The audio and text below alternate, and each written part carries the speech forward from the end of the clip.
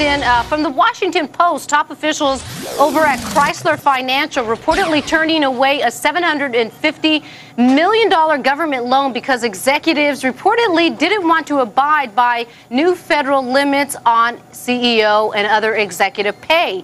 Chrysler, however, denying that its executives refused to accept new limits on their pay. So some controversy there. In the meantime, Fiat CEO Sergio Marchionne going to Detroit and Washington as talks over the proposed partnership with Chrysler heat up.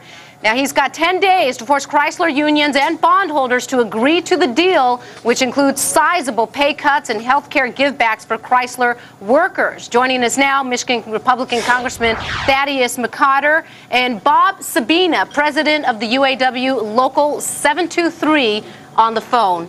Congressman, we'll start off with you. Thanks for joining us in the bar today. Good to see you again. Yeah, good to see you. Saw you on Saturday. Yes. Working on weekends with Thaddeus. Yes, good, sir. good. So this report just out from the Washington Post saying that Chrysler Financial refusing $750 million in government assistance and instead going to the private market for capital, where they paid a lot higher for that capital solely because they didn't want any limitations on executive pay. Well, we're running into this across the board. We're seeing banks trying to give money back to avoid this because there's not a set policy. Every day it seems to change. And so Chrysler Financial will be no different than any other institution. You have to understand at this point in time that if you take that money, one way, shape, or form, the government can change the conditions. They can come in and do anything basically they want once you're over a barrel. So it makes sense that in the long run they would not want to have that. We were on a show a couple hours ago, and we talked about the fact that the UAW has fairly strong stranglehold on the Detroit Big Three. The question being, at what point do Chrysler and GM now renegotiate to get in line with not only the Barack Obama administration's request to do so, but also Fiat now saying that if they're going to get in bed with a Chrysler, they want that contract renegotiated? Do you see it happening? Well, we had that conversation, and again, what you're running into is when the government put the deadline for the merger, you took away the equilibrium between the parties, and now Fiat is in the driver's seat to extract every drop of blood they want from the UAW, from Chrysler, from bondholders, because what is the option for Chrysler? They go into liquidation. So for us in Detroit, it's not the UAW that's the problem, it's not the bondholders, it's the fact that the government came in, put a deadline on something that was already occurring and could have happened without it, and it has put Fiat in the position to make all these demands. And in terms of the UAW, the real problem in many ways has been Marchionne wanting to make sure it wasn't just the UAW, it's everybody gets to play by his terms. Bob, actually, this underscores the discussion.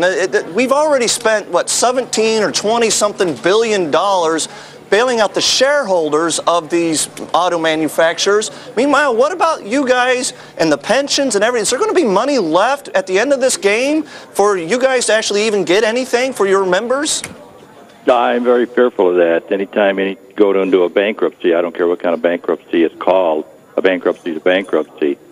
And if you let the government dictate policy, that's why we always support, UAW supports politicians who support the labor movement and the unions. And what we bargained for over the years and decades can be taken away with the swipe of a pen through the courts and the politicians.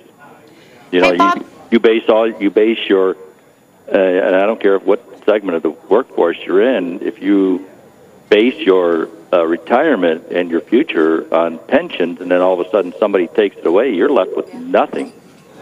That's Bob, what do you guys think of, let me jump in here, what do you guys think of the whole Fiat potential deal? I mean, do you think that's in your interest? And then the second question would be, are you, as a president of one of the UAW locals out there, for taking equity as part of that health care commitment, the health care to the benefits that Chrysler has to give? You'll take that in the form of equity instead of cash?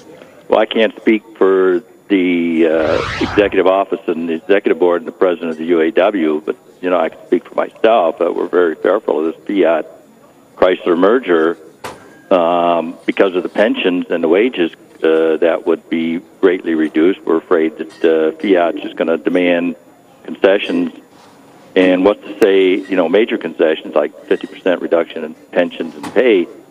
And what's to say that in the future the Fiat just says, okay, we're still not getting enough, and they just walk out of the deal and dissolve Chrysler altogether? What happens to those workers?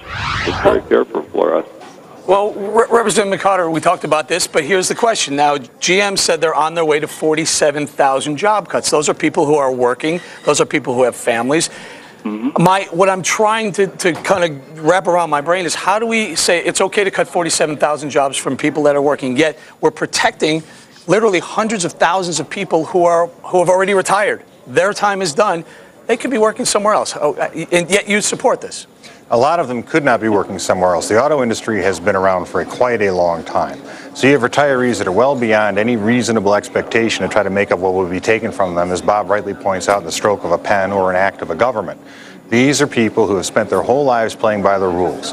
And now they are in a situation where the UAW had signed off on the Fiat merger in terms of that it would be good for them. They wanted to negotiate in good faith, be responsible, and also protect their retirees as well as the white-collar retirees. Now, I go back to the original proposition that we've discussed before. If these retirees are cheated out of the pension, out of the health care, cheated out of it? Yes, by the process, what's going to happen is the money is going to come from the taxpayers in the form of the social safety net, and there is no way around that. Bob, thanks for joining us. I just got 10 seconds left. Do you know, do you actually in your mind even have a best case scenario? Is there a solution in your mind at all for any of this?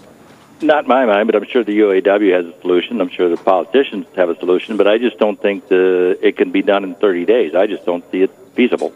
It's going to come out of our welfare Bob money. Sabina, president of the UAW Local 723 on the phone, and Congressman, stay there. We're going to continue picking your brain. President Obama defending his reaching out to Cuba in Venezuela.